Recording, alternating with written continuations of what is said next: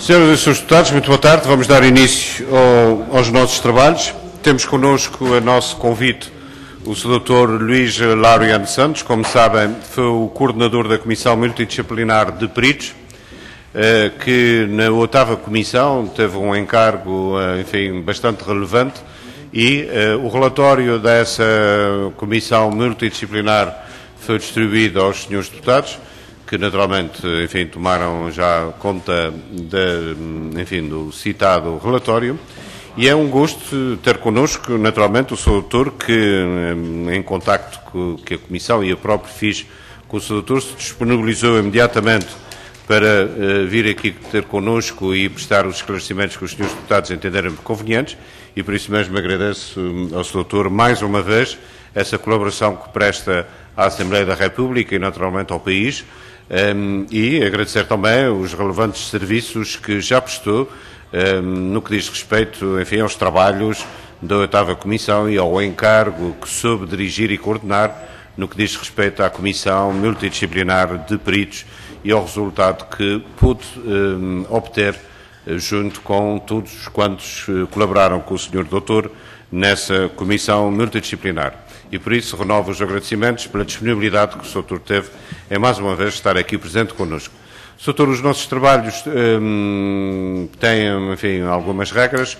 A primeira é que, se o Sr. Doutor quiser fazer uma exposição introdutória, dispõe de 12 minutos para o fazer. Se não quiser fazer essa exposição introdutória, alguns dizem que sim, outros dizem que não, dos nossos convidados, o Sr. Doutor fará como entender conveniente.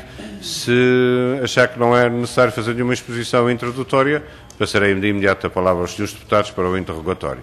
Sr. Doutor, o que é que pretende fazer? Gostaria de fazer a exposição. Muito bem. Tem a palavra o Sr. Doutor Luís Laureano Santos para uma exposição introdutória. Obrigado. Sr. Presidente e senhores deputados, muito boa tarde. É com muito gosto que aqui estou. Aliás, na sequência de ter passado aqui um ano e muito nos trabalhos da Comissão de Peritos.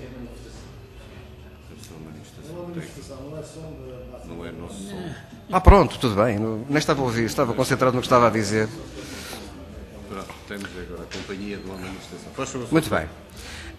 Efetivamente, Sr. Presidente, Srs. Deputados, eu tive a honra de coordenar os trabalhos dos senhores peritos da Comissão Multidisciplinar, que comigo subscreveram o relatório que foi presente à 8ª Comissão Parlamentar de Inquérito à Tragédia de Camarate.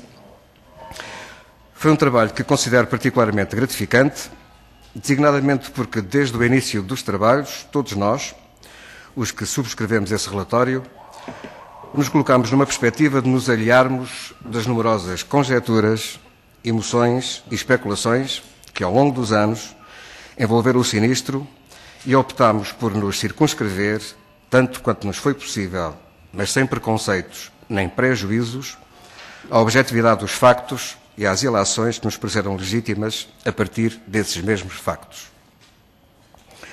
Foi uma investigação longa, aturada, empenhada, persistente e, desculpem a modéstia, competente. Estou particularmente à vontade para transmitir a Vossas Excelências estas considerações. Não constituem um autoelogio, na medida em que, como sempre referi, me entendi e entendo como o menos perito dos peritos que subscreveram o relatório. Mas tive a oportunidade de acompanhar todos os trabalhos e de testemunhar a isenção dos debates e o cuidado e o rigor que neles foram colocados, por parte de investigadores qualificados e interessados em elaborar um relatório fundamentado e útil. O relatório que subscrevi e as suas fundamentações respondem por eles próprios. O relatório é extenso, de leitura nem sempre fácil, particularmente a respeito de alguns dos seus anexos, mas procura dar respostas a todas as questões que foram colocadas à Comissão Multidisciplinar de Peritos. Pessoalmente, adianto que tive pena que lhe não fosse dada mais publicidade do que a que efetivamente teve. Tanto quanto sei, apenas foram publicadas as suas conclusões em breve súmula. Talvez a publicitação de todo o seu teor pudesse ter evitado a persistência de parte da densa bruma que ainda hoje parece envolver, na opinião pública, o sinistro de Camarate. Digo isto não por considerar este relatório o relatório final, definitivo, detentor de toda a verdade no âmbito da investigação que lhe foi conferido. Nada é definitivo e ninguém é detentor da verdade. Faço esta referência apenas por achar que a publicação deste relatório e a sua submissão à crítica da comunidade, particularmente da comunidade mais informada, poderia e poderá contribuir ainda para que a discussão sobre a tragédia de Camarate se torne mais racional, menos especulativa e menos emocional. Não obstante as dezenas de anos que decorreram sobre o sinistro, ainda se está a tempo de reconduzir o debate para critérios de racionalidade e de objetividade que lhe são indiscutivelmente devidos. Gratifica-me, em parte, confesso, a pronúncia tomada pela Procuradoria-Geral da República perante o nosso relatório, revelada nas últimas páginas do livro editado pela Assembleia da República em 2005, reportado aos trabalhos das Comissões Parlamentares de Inquérito sobre Camarate. Nessa pronúncia, diz-se, e cito, que os novos elementos indiciários que resultam dos trabalhos da 8ª Comissão Parlamentar de Inquérito à Tragédia de Camarate, dados a conhecer a esta Procuradoria-Geral da República, revestem-se de inegável interesse, em termos de prova, que poderia ainda vir a ser produzida em processo penal a respeito de uma alegada natureza criminosa dos factos investigados. Revestem inegável interesse.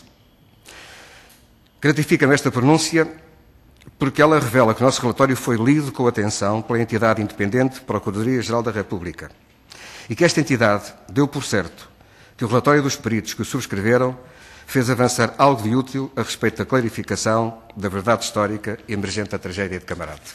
Muito obrigado, Sr. Presidente. Creio que não esgotei o meu tempo. Não esgotou, bem pelo contrário. Agradeço a sua exposição inicial, foi clara e concisa. E dou a palavra ao Sr. Deputado Duarte Pacheco, do PSD. Muito obrigado, Sr. Presidente, Srs. Deputados, Sr. Dr. Laureano Santos, é um prazer que o revejo nestas comissões e em primeiro lugar, quero agradecer a disponibilidade para aqui estar connosco e todo o trabalho que fez para que seja possível obter a verdade sobre o que aconteceu em Camarate. O trabalho que a equipa que o senhor coordenou e que de uma forma técnica, independente, com total liberdade para fazerem os exames e as peritagens que entendessem convenientes, foi talvez o facto mais importante da anterior Comissão de Inquérito e tal como fez referência no parecer do Sr. Procurador-Geral da República, porventura foi o facto que poderia ter despoltado uma acusação se porventura não fosse entendimento de que já tinha ocorrido a prescrição. Porque até ao momento havia muitas conjecturas, até ao momento, até à apresentação do vosso relatório, havia muitas conjecturas, havia um debate que não morreu, mas sem dúvida nenhuma que o relatório da Comissão de Peritos permitiu elencar tecnicamente algumas das questões que durante anos ficaram a perdurar nos debates sobre a sua veracidade. Nomeadamente, os senhores concluíram que o avião tinha combustível, que, à partida, que o principal foco de incêndio que ocorreu no avião teve origem no seu interior, identificaram qual a localização do fragmento 7 e que esse fragmento correspondia ao Cessna em questão, explicaram algumas das anomalias detectadas, foi feita a análise química aos destroços e identificados explosivos, nomeadamente potássio de fósforo, que tem características incendiárias, e com toda a franqueza, como não perito, para mim foi muito marcante a conclusão que os senhores retiraram, que a assinatura física encontrada era compatível com uma explosão à data de 1980. Tal como os senhores tiveram a capacidade de explicar a não peritos, o que é normal é que, com o passar dos anos, os resultados de uma explosão vai evoluindo em termos químicos. E o buquê que os senhores encontraram à data da peritagem foi um buquê que era perfeitamente compatível não com uma explosão que tivesse ocorrido na véspera, mas com uma explosão que tinha ocorrido 20 anos antes. E isso foi inequívoco para quebrar até qualquer suspeita que alguém tivesse feito rebentar uma explosão naquela peça na semana anterior à que os senhores lá tinham ido pescar para enviesar as conclusões da Comissão de Peritos. Mas, e portanto quero agradecer, porque o vosso trabalho foi fundamental para que muitos que ainda poderiam ter dúvidas concluíssem que o que ocorreu em Camarate resultou de uma sabotagem provocada por um engenho explosivo.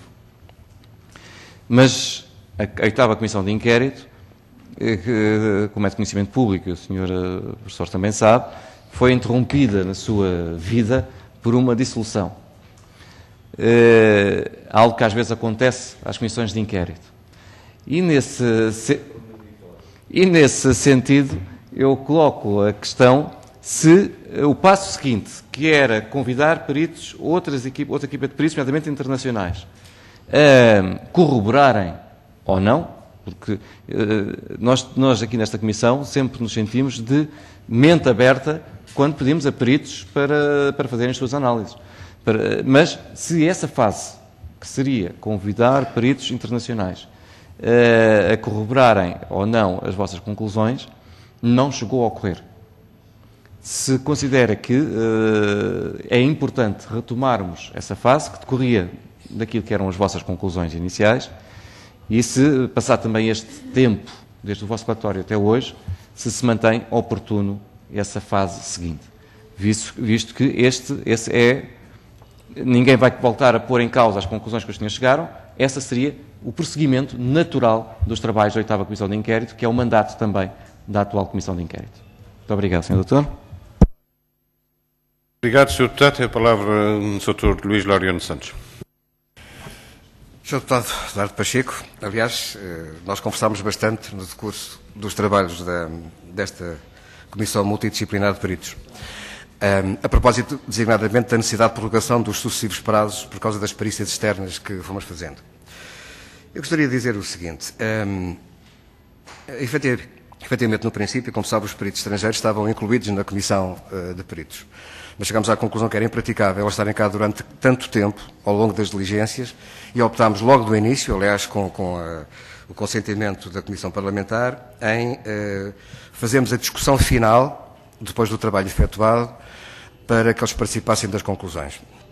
Ora bem, eles não estiveram cá na altura, devido àqueles 10 dias perfeitamente alucinantes. Trabalhámos ao fim de semana e até num feriado que decorreu, para conseguirmos ter o relatório pronto dentro da data limite que o Sr. Presidente da 8ª Comissão, o Sr. Deputado Nuno Melo, nos tinha dado. E disse-nos que, efetivamente, ou aquilo era entregue naquela segunda-feira até às 10 horas da manhã, ou já não havia tempo para que fosse discutido na Comissão e depois no plenário. Quero dizer o seguinte, o trabalho é um trabalho acabado. Ou seja, não podemos contar com os senhores peritos estrangeiros para discutir as conclusões, mas discutimos com os peritos portugueses. E devo dizer-lhe que a iminência destes peritos, e falo dos professores universitários que estiveram connosco, o professor António de Sousa, o professor Henrique de Miranda, o professor Duarte Nuno Vieira, todos eles de elevada competência, eu direi, não é por serem estrangeiros, que me sensibilizam mais ou menos. Agora, o que eu acho que talvez seja oportuno, mas isso será esta Comissão a decidir, é ouvir pessoas sobre o relatório, ou seja, retomar a investigação para estarmos a discutir as conclusões, parece-me perfeitamente inoportuno, não se adianta nada. Agora, ser traduzido o nosso relatório, ser submetido à apreciação de peritos que o queiram discutir, seja com quem for, designadamente connosco, isso evidentemente, estamos todos vivos, portanto é perfeitamente possível estar a discutir, mas a discutir o relatório em si, não estar a reelaborar o relatório. Acho que não adianta, não parece que adiante seja o que for. Não sei se respondi à sua pergunta, porque havia outros pressupostos que referiu. Quer dizer que a matéria dos explosivos foi amplamente estudada pelo professor Henrique de Miranda, do Porto. Como sabe, era uma comissão multidisciplinar. E como calcula, quando nós estávamos a discutir com o professor Henrique de Miranda, estávamos a ouvi-lo. Quer dizer, evidentemente, ele fez este trabalho juntamente com a engenheira Cássio Lima, discutindo os aspectos propriamente aeronáuticos com os técnicos, com o engenheiro Ramos Alves e com o inspetor Queiroz Neves, mas em termos, digamos, da ciência em si, em matéria de explosivos, o professor Henrique Miranda é que foi o autor desse relatório. E que me disse, desde logo, não é de agora, que eu agora não falo com ele há muito tempo, só tenho conversado com os peritos que são de Lisboa, não sei como está o professor Henrique Miranda, espero que esteja de boa saúde, mas estará certamente disponível para também ele discutir o que for necessário, não propriamente, isso é que eu gostaria de deixar bem claro. Parece-me que retomar a investigação, reformar o relatório não faz sentido nenhum. O relatório é um produto acabado. Discuti-lo, isso com certeza, sempre, a todo o tempo, agora, depois, em qualquer altura. Este relatório é sempre suscetível de ser discutido para ser confirmado ou para ser confrontado com a melhor ciência. Não temos rigorosamente nenhum problema com isso. Nós, os autores do relatório. Muito obrigado, Sr. Doutor. O Sr. Augusto Cito pediu uma palavra. Como sabe, nos termos do nosso regimento, o senhor representa os familiares de vítimas. Terá que fazer as perguntas através de mim, mas também, como se sabe, o Sr. Dr. Laureano Santos está aqui ao meu lado e ouve bem, e, portanto, desculpe, é uma questão... Ele é complementar.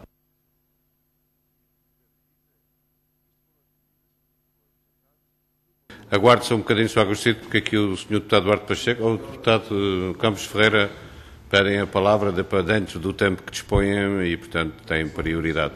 Sr. Deputado Campos Ferreira. Muito obrigado, Sr. Presidente. Sr. Dr. Laureano dos Santos, a questão é uma questão simples, mas que eu gostava de ter uma resposta de forma a que ficasse com a minha consciência tranquila. Esta ciência que foi utilizada quando destas últimas peritagens, por isso em 2004, já estava disponível esse conhecimento para se conseguir chegar a estes resultados. Essa ciência já estava disponível, por exemplo, em 1981, 82, 83, 84, nos anos 80 e nos anos 90, ou havia aqui algo de novo no conhecimento que nos permitiu chegar a estes resultados em 2004, mas que não era, digamos, do conhecimento destes sábios, se o mesmo trabalho, se a mesma missão lhes fosse pedida 15, 20 anos antes. Isso, no fundo, é saber se foram aqui utilizados, digamos, novos métodos, novos conhecimentos, ou se podia ter chegado a estes resultados também 10, 15, 20 anos antes. Muito obrigado. Sr. Deputado, gostaria muito de responder, mas só o professor Henrique Miranda que lhe pode dar resposta. O professor Henrique Miranda, o engenheiro Cássio Lima, é que lhe poderão dar resposta à questão que nos formula. Estava a ouvir a sua pergunta e estava a tentar recordar os debates internos que nós tivemos sobre isso. Mas, de facto, não me recordo de nenhuma referência do professor Henrique de Miranda a todo, enfim, o critério que ele utilizou para o seu estudo, ou designadamente qualquer referência em termos cronológicos aos métodos que ele utilizou. Não me recordo. Recordo-me, sim, da convicção de certeza que ele teve em relação às conclusões a que chegou. Disso não tenho dúvidas nenhumas. E até me recordo algumas frases que o professor Henrique de Miranda, a certa altura, lembro-me, no final, já tínhamos o relatório pronto, dizer, se me dessem mais 15 dias. Não me pergunte o que é que ele queria dizer com isto. Mas deu a impressão que ele poderia ir mais a fundo, não sei em que área, mas ele poderá esclarecer isto.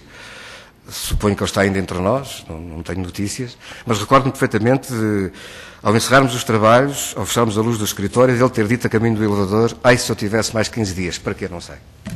Mas não posso ir mais longe em relação a esta, porque, insisto, era uma comissão multidisciplinar, não era uma comissão de peritos, todos eles dirigidos para a mesma área. Essa área não a domino, não lhe posso responder, para além daquilo que consta do relatório, evidentemente. Sr. Deputado Campos Ferreira. Professor, e em que área específica é que o professor Henrique Miranda estava a trabalhar? Explosivos. Muito obrigado.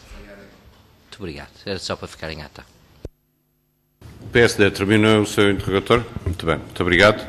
Tinha pedido a palavra o Sr. Augusto Cid. Como eu estava a dizer, as perguntas têm que ser feitas através de mim. Eu farei um resumo, mas depois veremos com o andar. Faz favor, tem a palavra o Sr. Augusto Cid.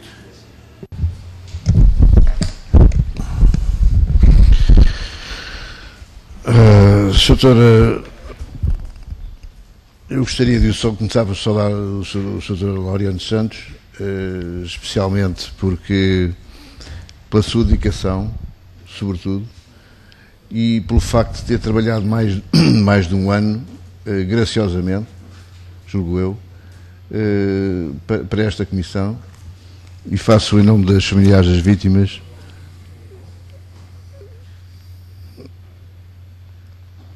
que, uma vez mais, o saúdo e agradeço a sua presença. A primeira questão que eu queria pôr ao Sr. Doutor é o seguinte.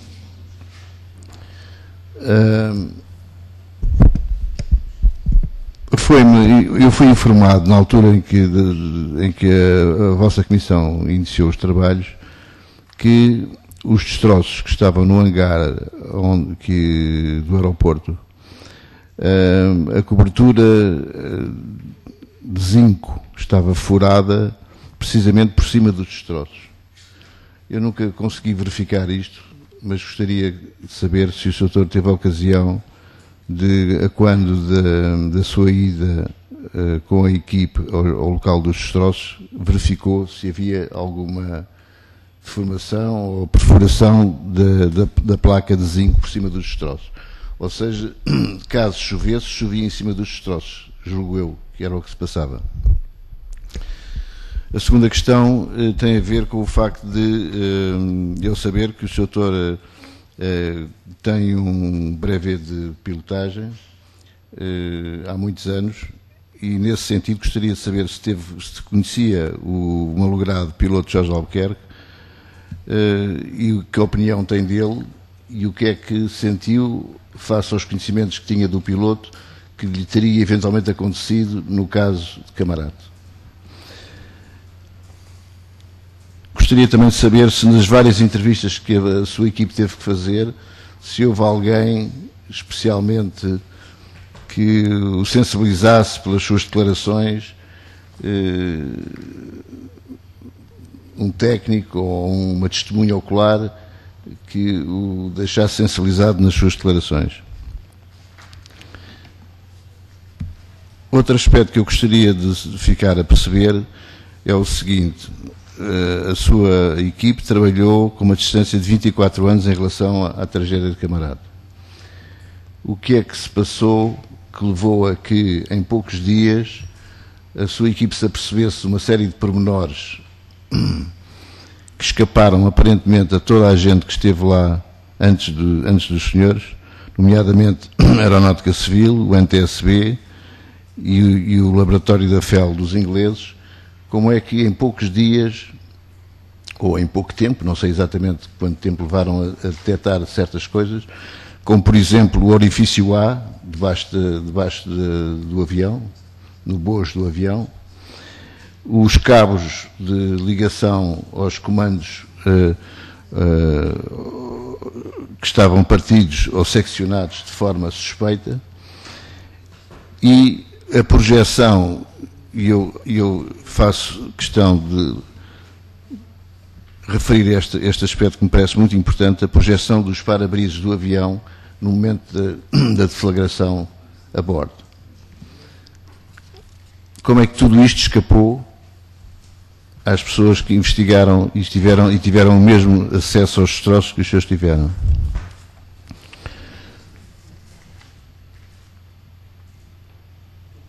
Depois, o vosso relatório no anexo 25 traz um ensaio de voo, mas não há conclusões no vosso relatório sobre este ensaio de voo, que nós consideramos também muito importante, e fomos obrigados a fazer ensaios de voo sem autorização do Ministério dos Transportes, porque fomos proibidos de o fazer. Qual é a importância que deram a estes ensaios de voo e que conclusões é que retiraram deste ensaio de voo? Para já é tudo. Muito obrigado. Muito obrigado, Sr. Augusto Cito. Como o Sr. Laureano Santos o vi, portanto, são 2, 4, 6 questões. Os destroços, como é que estavam os destroços condicionados? Se conhecia o piloto, o malogrado piloto Jorge Albuquerque e que impressão tinha dele? Se algum testemunho técnico ou de outro o sensibilizou particularmente? O que é que aconteceu, porque durante tanto tempo não descobriram nada e os senhores em pouco tempo descobriram tantas coisas? E também sobre os ensaios de voo, tem a palavra o Sr. Dr. Laureano Santos. Muito obrigado, Sr. Presidente. Meu caro Augusto Cid, em primeiro lugar, os destroços no hangar. Eu fiquei estupefacto. Nós fomos ao hangar acompanhados da primeira vez pelo Sr. Juiz de Instrução Criminal de Loures e fomos lá das outras vezes, sempre acompanhados pela polícia e sob a autorização do Juiz de Instrução. Creio que ele só foi na primeira e na segunda vez, também me recordo, e depois delegou, digamos, a fiscalização, ou seja, a nossa ida lá era sempre acompanhada pelas autoridades policiais. Aliás, porque o Tribunal assim o exigiu e porque nós também fizemos questão disso, como é óbvio. Quer dizer que fiquei estupefacto quando lá cheguei a primeira vez. De facto, os destroços, suponho que ainda estão no mesmo sítio, se lá forem, verificarão que estão no hangar com buraquinhos no teto de zinco, precisamente em cima do sítio onde estavam os destroços. Os destroços estavam numa péssima condição de condicionamento, com lamas, sujos, e ainda por cima estavam num hangar que era aberto pelos lados. Havia o telhado e dos lados era aberto, com pombos e animais, enfim, a enfeitarem os destroços do avião com toda a série de porcarias. Houve necessidade de organizar e andar à procura daquilo que nós precisávamos de encontrar. Aliás, há pouco, isto prende-se com outra questão que levantou mais à frente, em relação à projeção dos pedaços do para-brisas. A informação que nós tínhamos é que não havia destroços do cockpit, tinham desaparecido por isso simplesmente. Mas nós insistimos, fomos tomar conta daquilo tudo, limpámos a porcaria que era possível, pusemos tudo por ordem e fomos encontrar esses destroços que, em relatórios anteriores que nós vimos, constava que eles tinham desaparecido, que não sabiam onde é que eles estavam. Estavam efetivamente lá.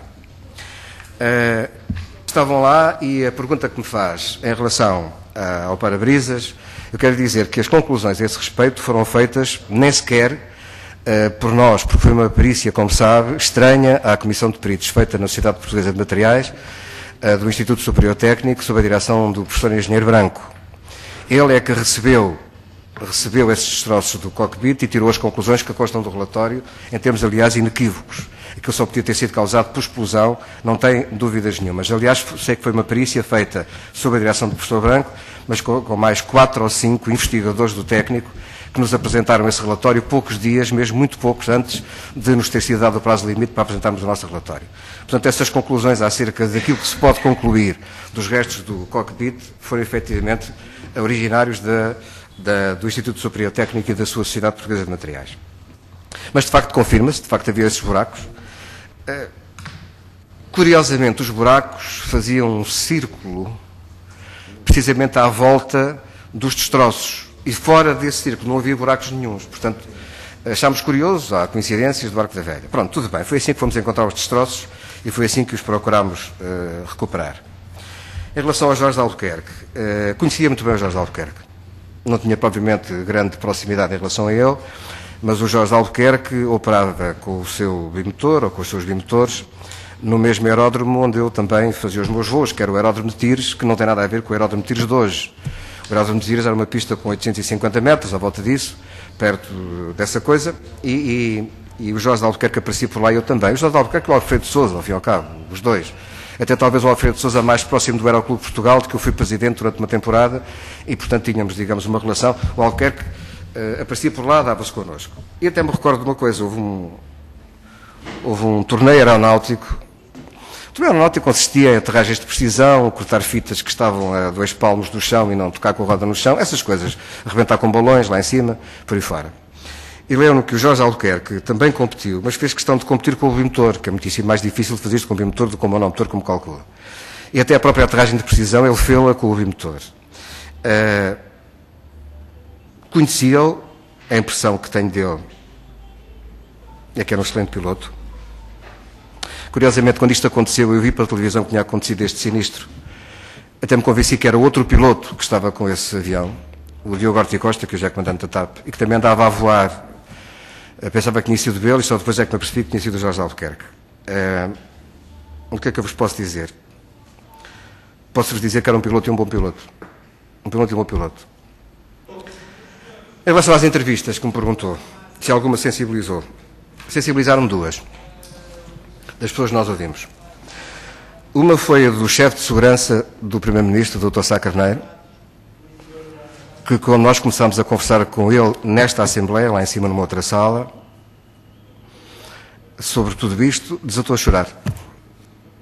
E disse que pela primeira vez estava a ser interrogado por pessoas que não tinham um preconceito em relação à situação e que queriam saber concretamente o que é que ele sabia que nos podia ajudar.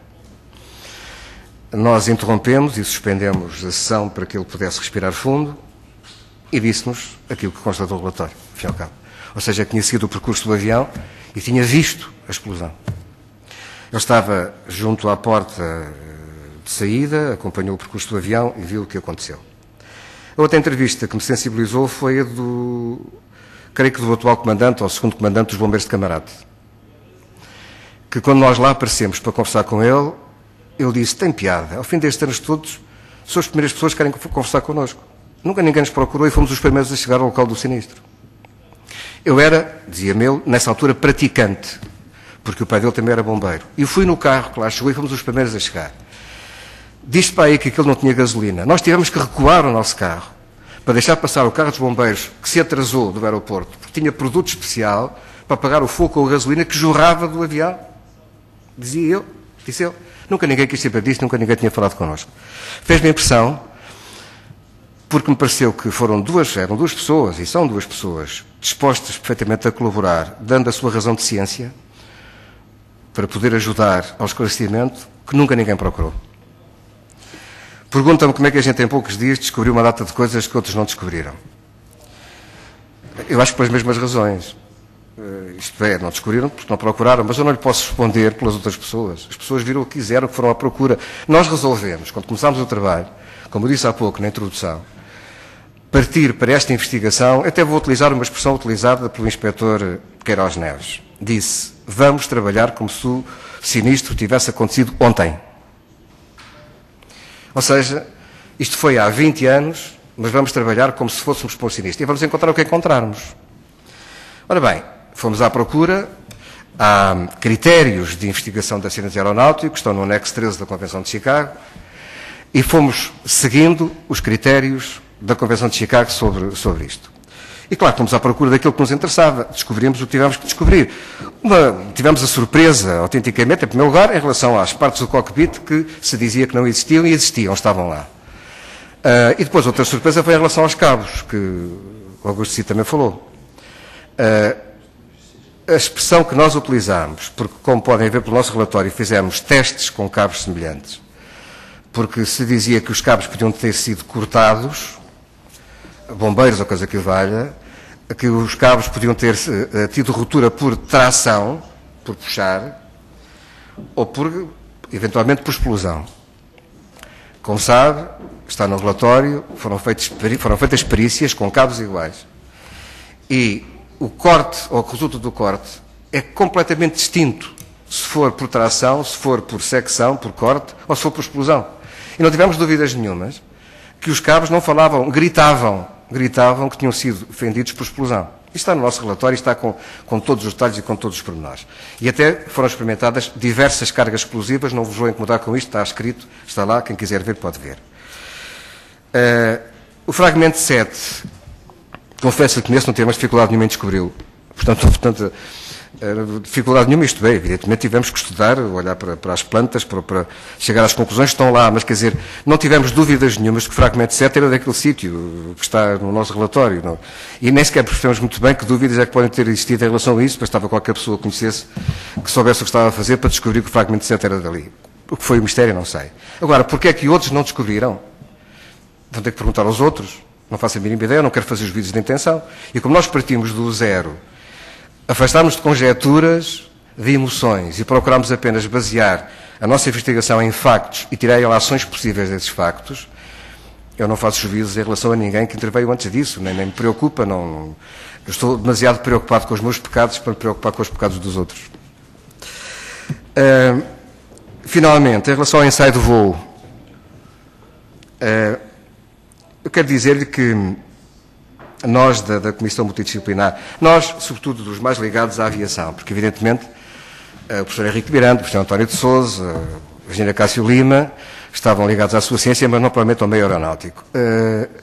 Tanto o inspetor Queiroz Neves, como o engenheiro Ramos Alves, como eu, não tínhamos nenhuma dúvida acerca do resultado desse ensaio. Quer dizer, o ensaio foi feito a pedido de quem o pediu, e pronto, aliás, eu devo dizer que até nem fui no avião, mas não tínhamos dúvidas nenhumas de que o ensaio é aquilo que está aqui no relatório. Claro que está, por linguagem, e admito um bocadinho cifrada para quem não esteja habituado a...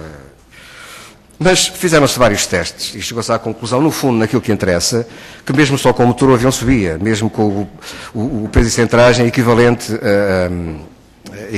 à situação que tinha com os passageiros que seguiam no avião do sinistro de Camarate.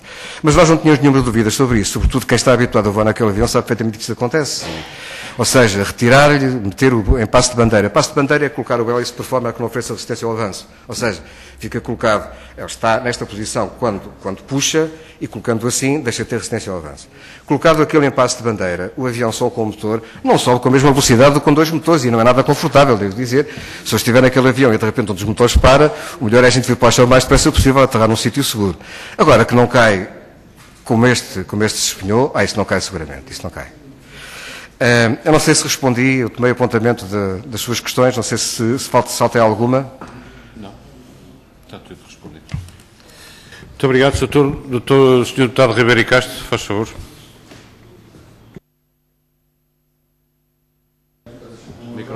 Micro. Boa tarde, Sr. Presidente, caros colegas, peço desculpa pelo atraso, mas estive a presidir a outra comissão, como sabem, tenho esse problema. Queria cumprimentar o Dr. Laureano Santos, agradecer-lhe a sua presença, lamentar não ter estado desde o princípio, mas tinha fundamentalmente duas perguntas para lhe fazer. Quando trabalharam, enfim, tiveram ocasião de verificar matéria probatória ou indiciária de natureza diversa, da coligir e, portanto, da ordenar, como está no vosso relatório. E, portanto, ela é à prova testemunhal, enfim, puderam ler e outros até ouvir, nomeadamente, como referiu o antigo chefe de segurança de Sá Carneiro, que é, de facto, uma das testemunhas mais fortes e mais impressionantes do acontecido. Depois há prova médico-legal, muito escassa, mas alguma, o que tem a ver com a forma como as autópsias foram feitas, ou não foram feitas, talvez possa dizer. Depois, prova material e pericial de diversa natureza, enfim, desde o rastro, a assinatura química, o fragmento 7, por aí fora, enfim, o para-brises do cockpit que acabou agora de falar e que é um achado vosso, enfim, aquilo que também a simulação, que é uma prova negativa, no sentido de que aquele acidente jamais aconteceria, no fundo é o que se pode retirar, enfim, indiciariamente de uma simulação.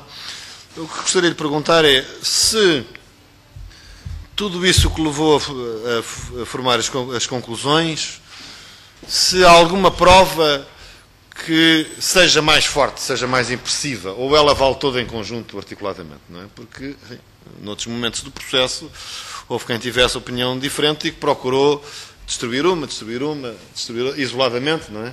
Mas não valorizando que são um conjunto articulado, não é? Portanto, não, é como se um acontecimento nos está a falar e está-nos a falar de distintas maneiras. Está-se a falar porque testemunhas viram, e viram em sítios diferentes, está-nos a falar porque deixou um rastro, está-nos a falar porque deixou uma assinatura. Portanto, tudo isto é um determinado acontecimento que nós queremos descobrir e que nos está a falar de distintas maneiras, não é? Portanto, se ela vale toda articuladamente, só, ou se também, tomada isoladamente, há alguma prova que é mais impressiva que todas as outras. E como é que a hierarquizava? Bom, esta é a primeira questão, na vossa e sobretudo na sua avaliação. Segunda questão. As conclusões apontam, portanto, para um engenho explosivo que deflagrou e que provocou o arrebentamento, a incapacitação, etc. Das vossas discussões, das reflexões que fizeram, que tipo de engenho explosivo? Que tipo de engenho explosivo é que poderia provocar aqueles danos e só aqueles danos, não mais que aqueles? Porque, enfim, como é evidente, se tivesse sido uma bomba, como toda a gente acha que é uma bomba, enfim, o avião teria explodido no ar. Portanto, muitas vezes há este equívoco, não é? Uma bomba não foi, se não teria explodido no ar. Não, mas, portanto, que tipo de engenho explosivo é que teria sido? E se tem alguma ideia, se eu podia descrever aproximadamente o que é que teria sido, que provocasse aqueles danos e não mais que aqueles danos. Muito obrigado. Muito obrigado, Sr. Deputado. Tem a palavra o Sr. Luís Laureano Santos. Sr. Deputado Ribeiro Castro, antes de mais, muito gosto em revê-lo.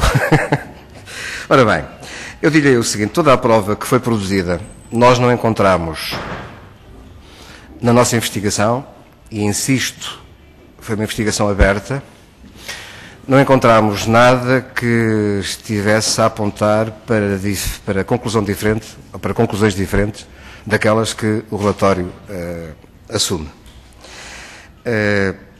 Pergunta-me se alguma... Acho que é a prova no seu conjunto. Aliás, apontando ela toda ela no mesmo sentido, até é difícil distinguir. Evidentemente que há dados que são mais decisivos que outros. E, porventura, esses dados até podem não coincidir em relação aos diversos peritos. Até podem... Pessoalmente, a prova dos cabos, para mim, é particularmente convincente. A prova dos cabos. Convincente em vários aspectos. E até mesmo como este sinistro aconteceu. Se por essa explosão ou o piloto deixou de ter condições para pilotar a aeronave, ou a aeronave deixou de ser pilotável, porque se os cabos efetivamente romperam, por mais que ele carregasse no pedal ou no manche, evidentemente que o avião não lhe obedecia.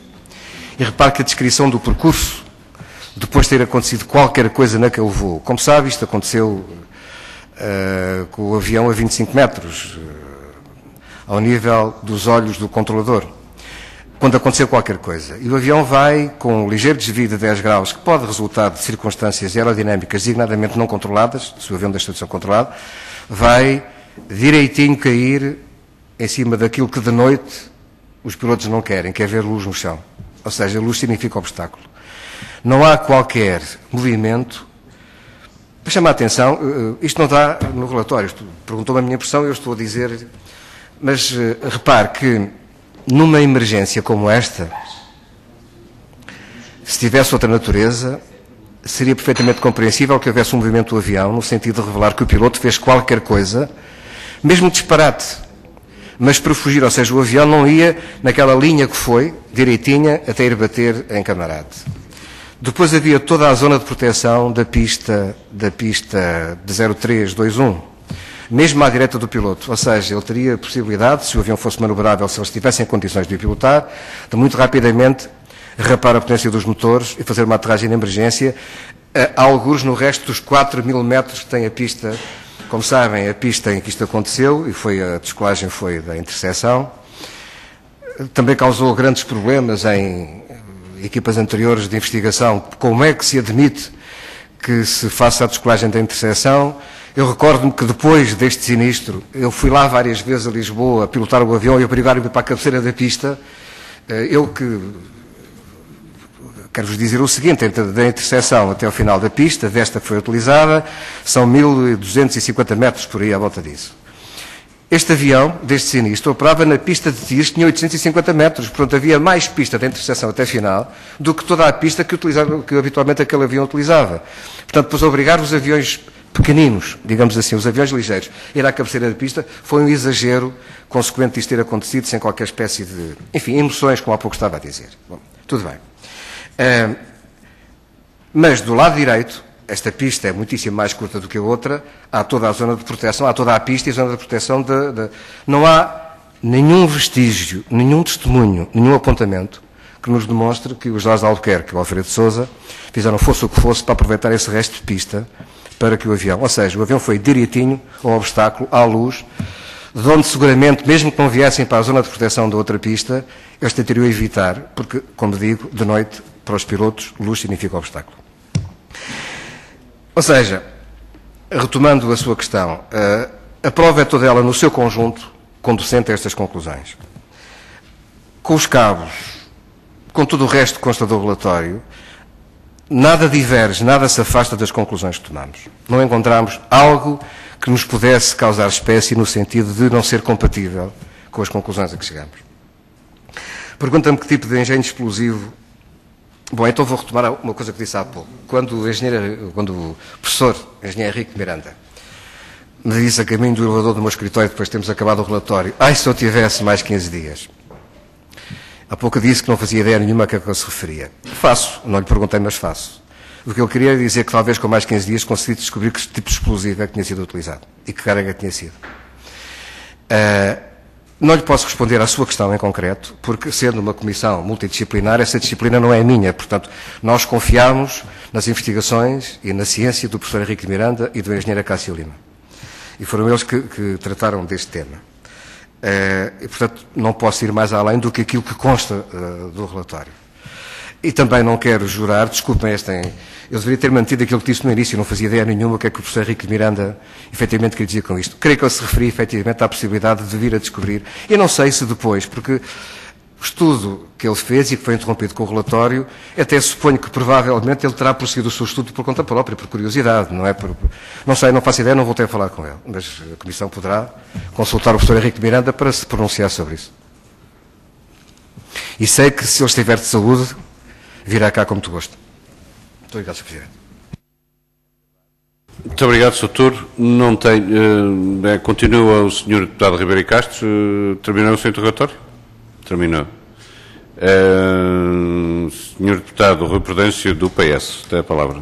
Muito obrigado, Sr. Presidente. Em nome do Grupo Parlamentar do PS, cumprimentar o Dr. Laureano dos Santos, a sua disponibilidade em estar aqui hoje.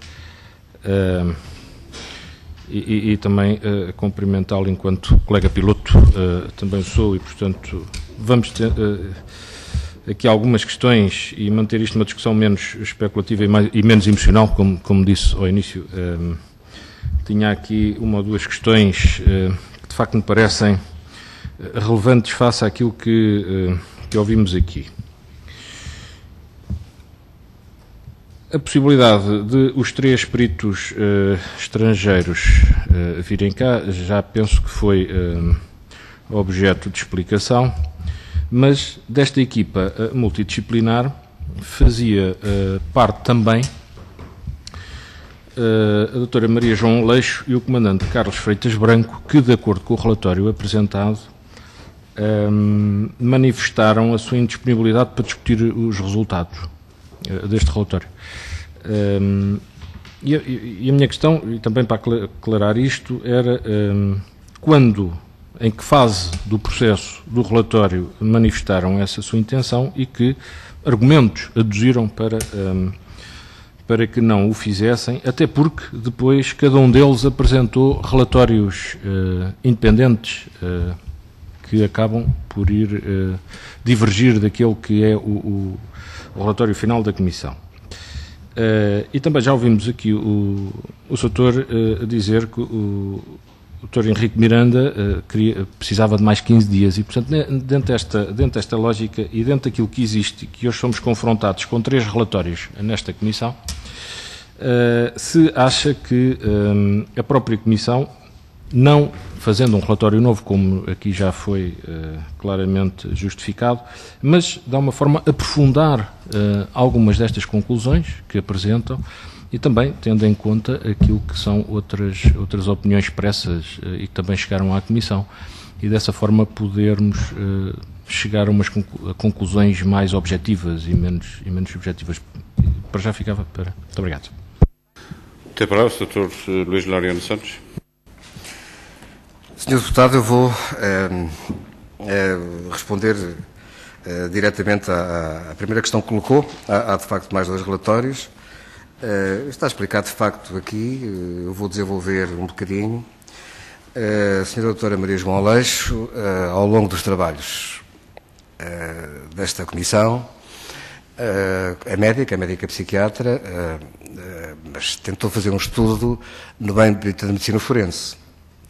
Como sabe, nós tínhamos na comissão o Sr. Professor Duarte Nuno Vieira, que é Presidente do Instituto Médico Legal, com uma larga experiência profissional e científica nesta matéria, designadamente da tanatologia.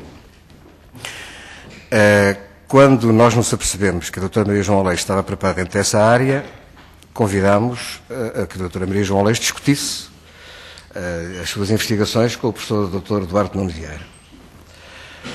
Não conseguimos, porque numa das reuniões o professor Duarte Nuno Vieira habitualmente não vinha às reuniões, a não ser quando era solicitado, porque entendia que não podia dar uma grande contribuição, depois de ter feito o visionamento das segundas autópsias, depois da exumação dos cadáveres, viu comigo e chegou à conclusão que não podia.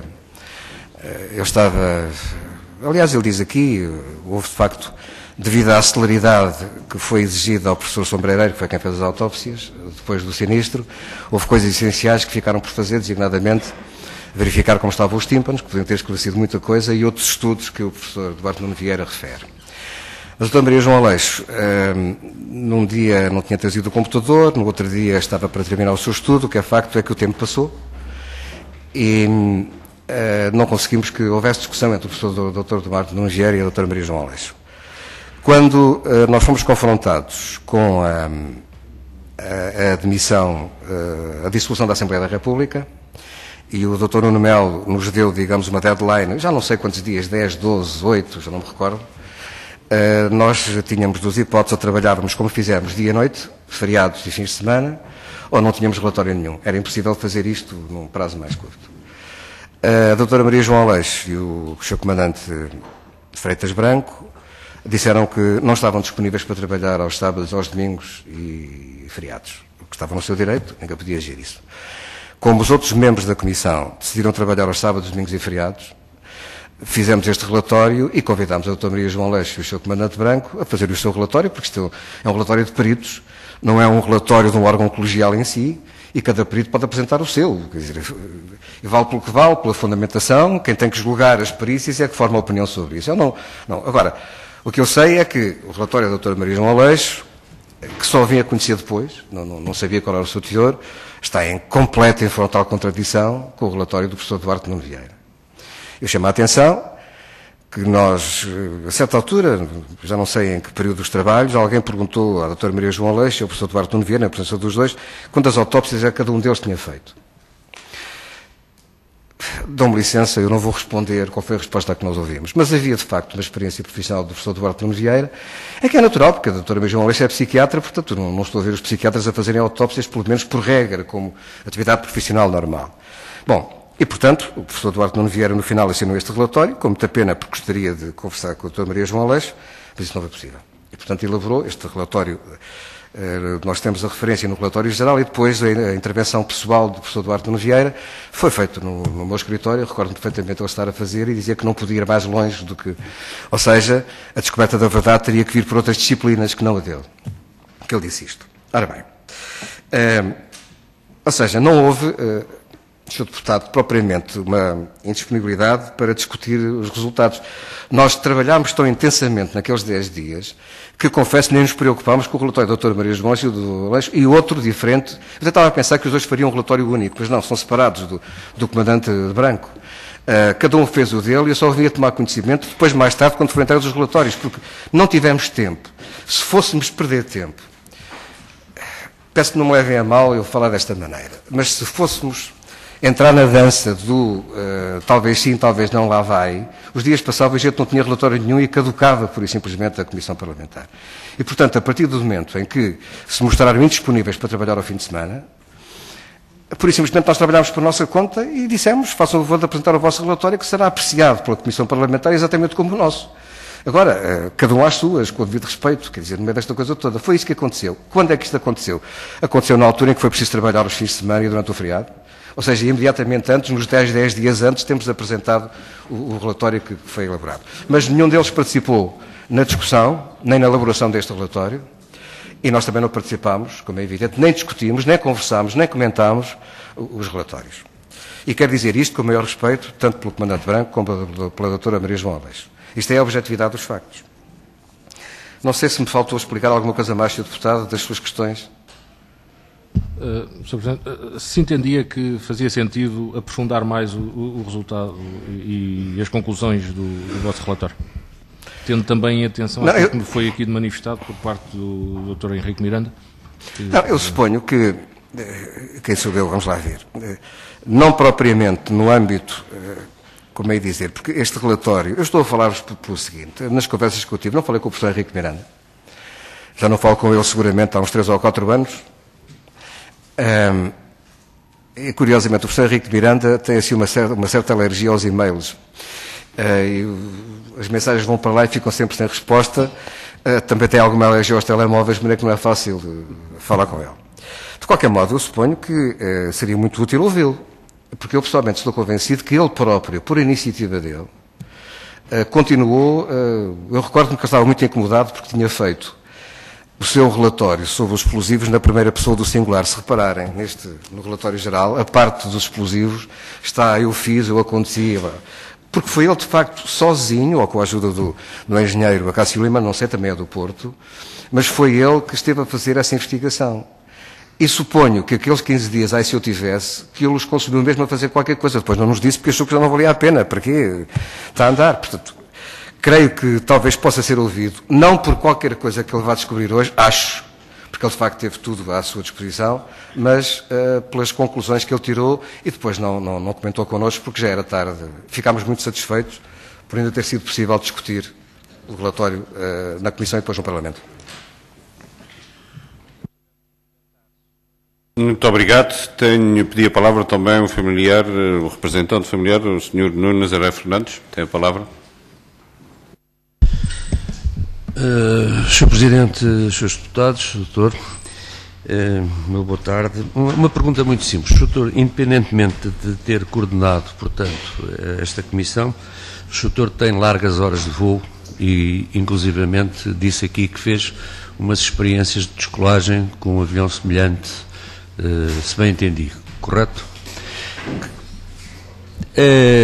Será que podemos dizer mais ou menos quantos segundos é que decorrerão desde o momento zero em que lança o avião em pista e a recolha do trem de aterragem? Quanto tempo demora mais ou menos? Qual é o intervalo de tempo em segundos? Eu sei que é difícil também é muito pessoal, mas...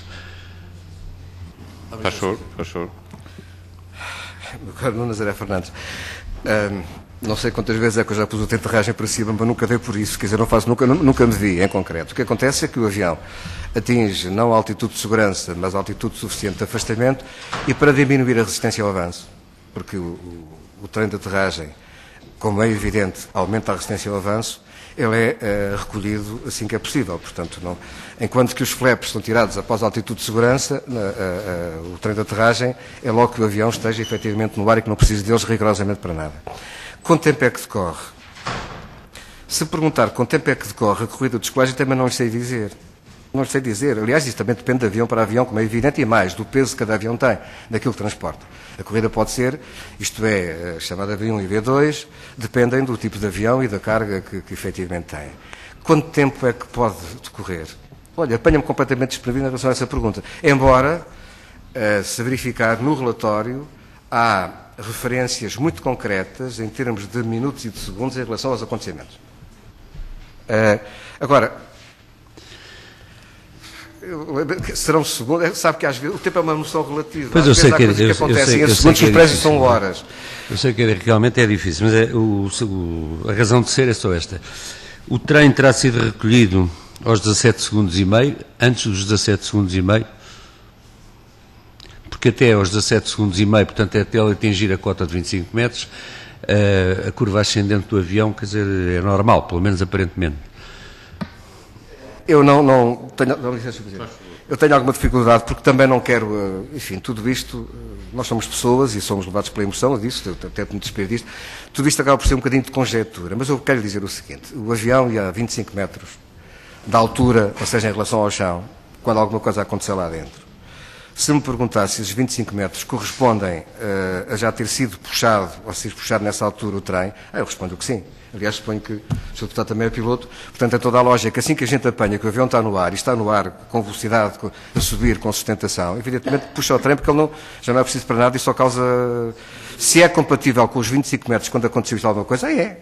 Agora, se foi aos 20, não lhe posso responder. Não tenho elementos para responder, estou na consciência. Muito obrigado, Sr. Doutor. Sr. Nuno Nazaré Fernandes, deseja mais alguma coisa? Onde eu queria chegar, evidentemente, na base da suposição, é que, porque até aos 25 metros, quer dizer, o avião tem um comportamento normal, o desvio que acontece é a partir daí, e, portanto, se o engenho explosivo é acionado precisamente à recolha do trem de aterragem, a ponto de não provocar uma explosão geral, mas suficiente para causar alguns danos na fuselagem que depois justificam aquele rasto.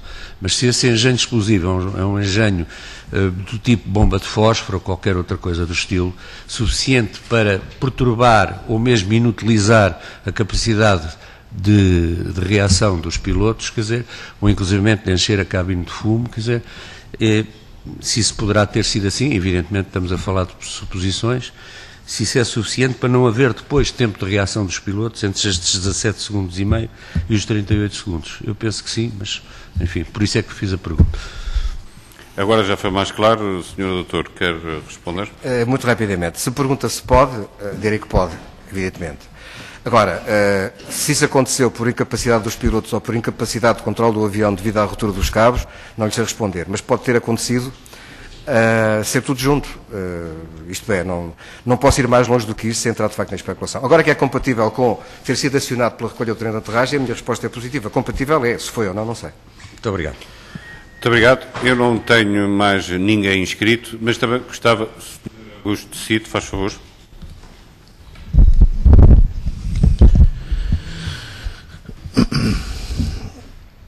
Sr. Doutor, eu gostava só de clarificar aqui um aspecto que talvez o Sr. nos possa ajudar. Pela análise que tiveram dos vidros que foram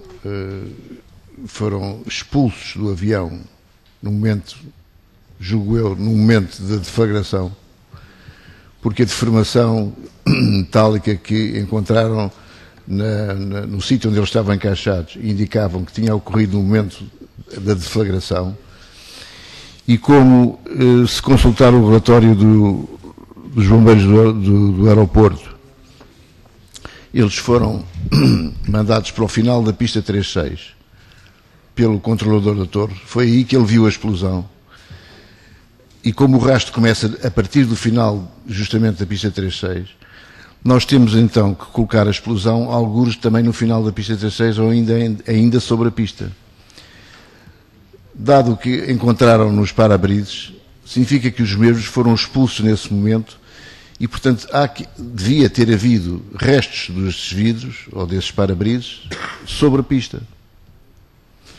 Isto põe duas questões, Sr. Doutor.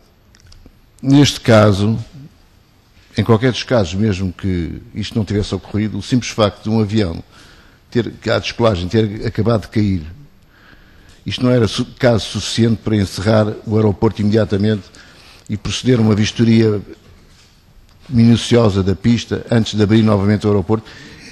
É que o avião da TAP descola poucos minutos depois, na direção ao Porto, e passa por cima dos destroços do avião a arder sobre Camarate.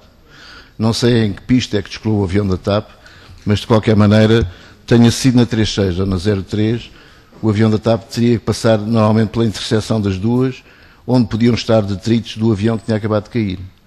E eu lembrei este propósito que em no ano de 2000, um Concorde caiu no aeroporto de Paris por ter passado por cima de um detrito de amianto relativamente pequeno, que furou um pneu, que por sua vez rebentou e furou os depósitos de gasolina e morreram 140 pessoas.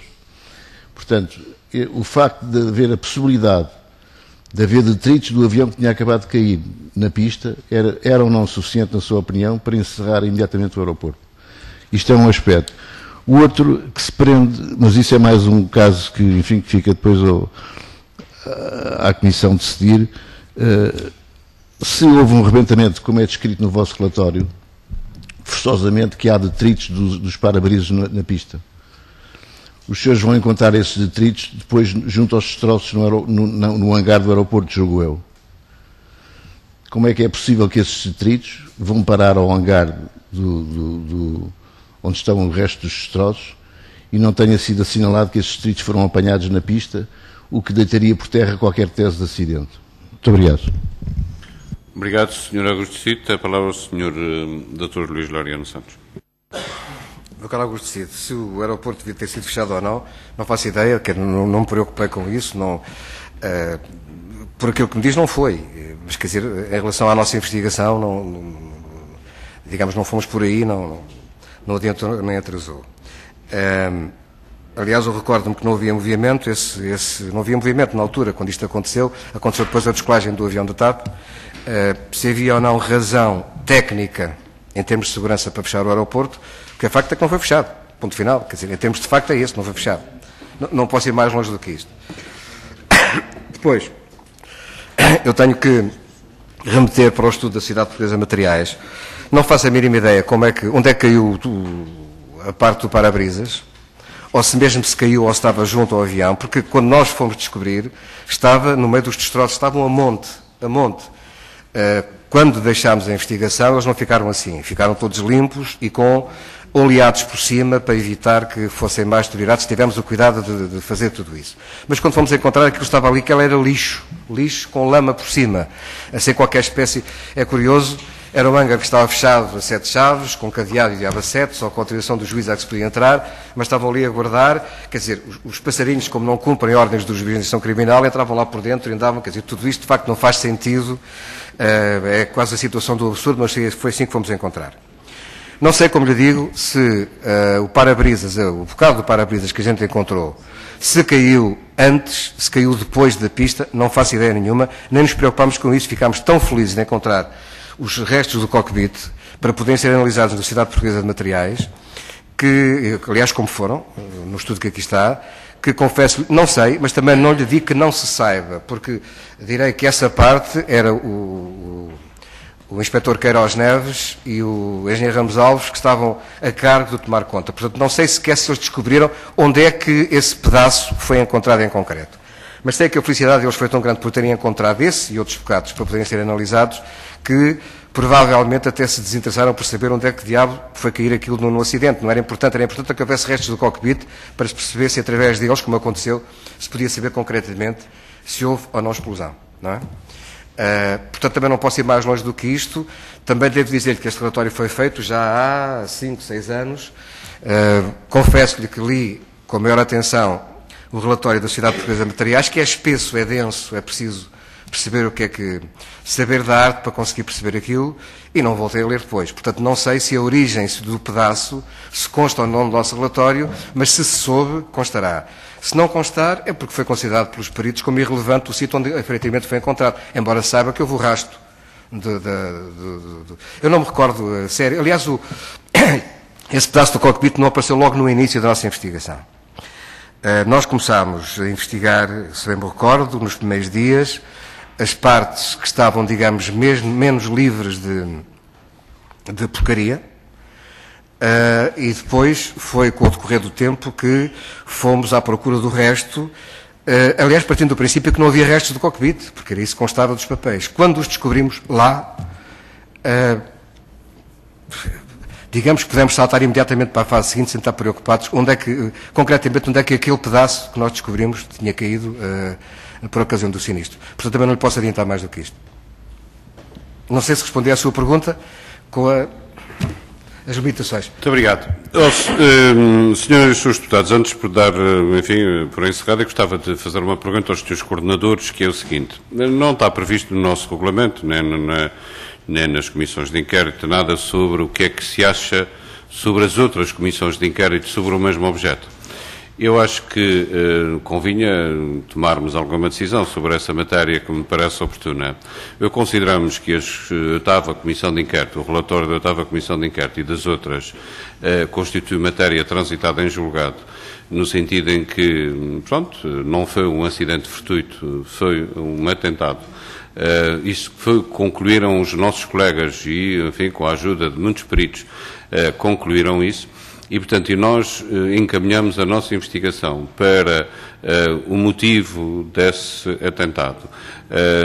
Enfim, tudo o que tem a ver com o fundo militar e, enfim, com as questões que estão à volta disso, ou parece-me que, enfim, chover no molhado não é propriamente um trabalho que eu reputo de grande importância. Em todo o caso, não posso deixar de agradecer o depoimento do Dr. Laureano Santos, que naturalmente fez um trabalho excepcional. Mas, como ele disse, o relatório está feito e, portanto, está avaliado. A comissão de inquérito, a 8ª Comissão de Inquérito, avaliou esse relatório e portanto, produzi, enfim, um voto e o plenário concordou com aquele relatório e, portanto, o próprio governo português, face a instituições internacionais e ao Tribunal Europeu, conformou-se com os resultados da 8ª Comissão e, portanto, gostaria de ver a Comissão, digo eu, mas quem sou eu, os senhores deputados têm todo o poder para decidir sobre essa matéria e gostaria de ver encaminhado isso para um sentido que me parece mais útil.